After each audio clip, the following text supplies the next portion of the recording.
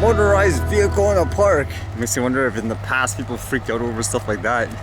And speaking of fear and stuff, I was just reading a little bit more into that new FAA regulation for things like the remote ID, where they say it's for safety and security, even though it doesn't really make sense. For example, all of a sudden it's okay to fly over people with the drone when they fear-mongered it before just because you add an ID to it. But reading this, a lot of people would assume, even from when I read it, they said, for example, drones that don't require registration actually don't need things like this remote ID. But it doesn't seem that straightforward when you actually read into it, which is kind of interesting, as things like the Mavic Mini might not be exempt, according to the way this stuff is written anyways. So here in their executive summary, final rule on operation of small unmanned aircraft systems over people.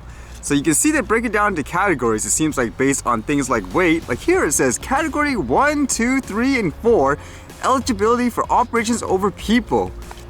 The final rule establishes 4 new categories of small unmanned aircraft for routine operations over people. Category 1, 2, 3, 4. The final rule also allows for routine operations over moving vehicles. So they talk about a bunch of them, but I'll just focus on the sub 250 because I would imagine, again, a lot of people are saying they're just going to fly the lighter drones now just to avoid all the bureaucracy. So here they say category 1 eligible small unmanned aircraft must weigh less than 0.55, including everything on board or otherwise attached, and contain no exposed rotating parts that would lacerate human skin.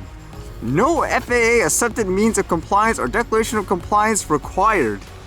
So with the way this is written, if you want to fly something like the Mini 2, which weighs less than 250, because they say in order for you to fly over somebody, you need to put something like, say, a prop guard so it doesn't lacerate human skin. You can't do that actually, because putting the prop guard on will make it over 250, and they make it clear the aircraft must weigh less than 0.55 with everything included. Now, I'm not sure about the definition of people, because here in Canada, the definition of people is, for example, a bystander. But if someone's part of the quote operation, then it's okay. That could be as simple as if you're flying in the open public and you tell them, hey, is it cool if I fly this? And they're like, yeah, go for it. And technically they're part of the operation, so I don't know if they have that clarification down there. Now for flying at night, it says remote pilots in command who wish to conduct a small unmanned aircraft operation at night must complete either the updated initial tests or updated recurrent online training prior to conducting such operations. Additionally, prior to conducting small unmanned aircraft operations at night, the small unmanned aircraft must be equipped with anti-collision lights that can be seen for 3 statute miles and have a flash rate sufficient to avoid a collision. These anti-collision lights must be operational. So they talk about the category 1 eligible aircraft again, and once again it says it must weigh less than 0.55, including everything on board, and it can't lacerate the human skin, as they say.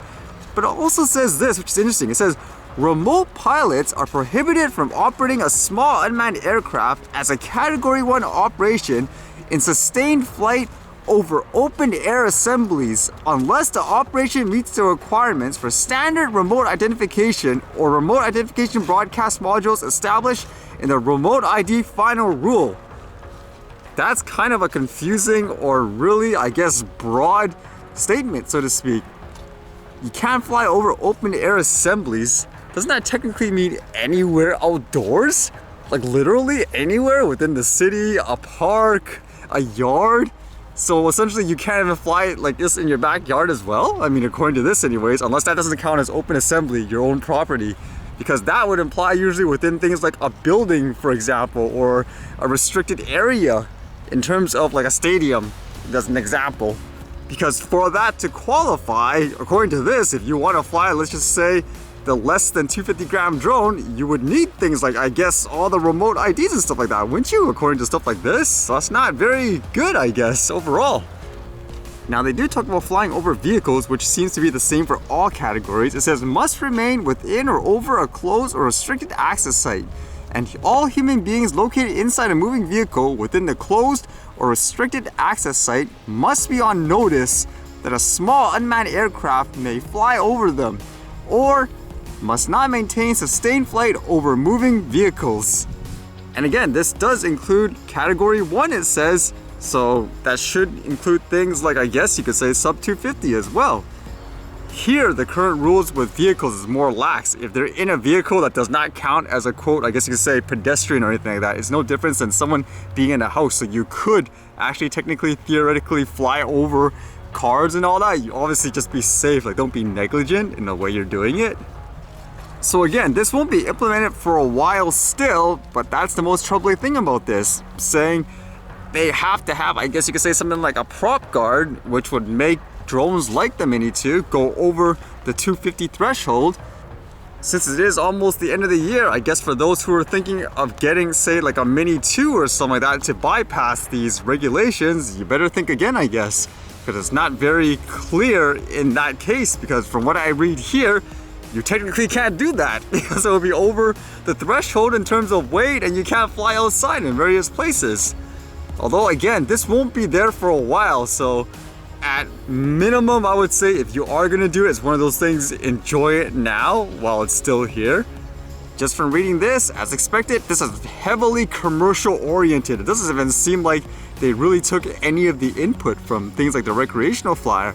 Makes me wonder if it's gonna be like that here in Canada and whether or not people will learn from that in terms of all the commercial companies pushing for stuff like this, basically ignoring the recreational flyers. For example, all those organizations stuff, kind of like that transcript I read earlier, where a lot of those people are pushing for over-the-top regulations, and you have a lot of Canadians, they basically just say, oh well, who cares, it looks simple, whatever, just do it for now. Imagine if this happens, where the whole thing, you basically can't fly it anymore. So it makes me wonder if people will actually get wiser to all those people on the front where they say, oh, we love these guys, we're for this, when in reality they just want to increase their bottom line, I guess you can say. It doesn't matter what it is. They're selling some kind of course, a program or something like that where they pretend to be for drone flights, whereas in reality they just want to make money off you. So what do people think about this? Would you actually try to adapt to it, enjoy it while it lasts? Will you actually fight it if you could? Be interesting to see how it turns out overall.